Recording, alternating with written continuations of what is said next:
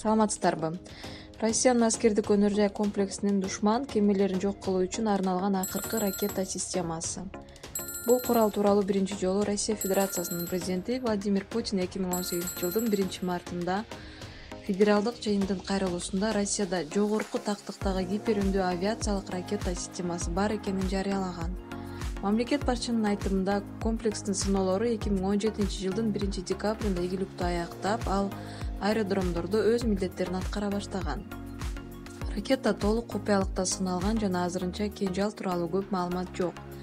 Кинжал ракетасы Россия түштүк аскердик округунун курамында эксперименталдык кызматтын алкагында сыноолордон өткөн.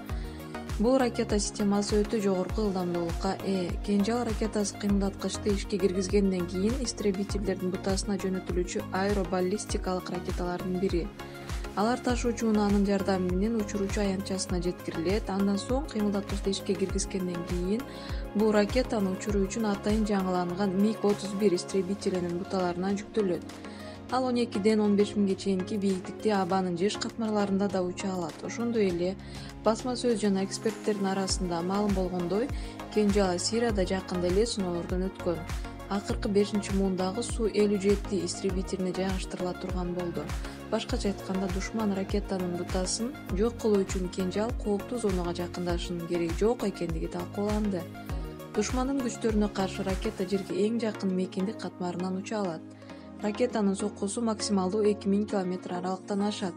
Бул уникалдуу ылдамдыкка ээ ракеталар саатына 12000 км ашат. Кээ бир маалыматтар боюнча ылдамдыгы саатына 12250 км жетиши айтылууда. Мында гиперүндүү учуу ылдамдыгы өзүнүн өзү душмандын бир катар мүмкүнчүлүктөрүн төмөндөтөт.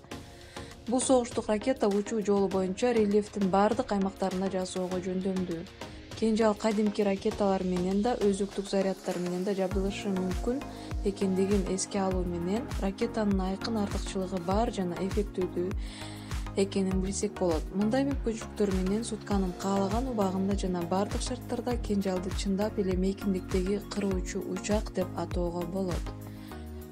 Каналга катталыңыздар, видеолорду бөлүшүңүздөр.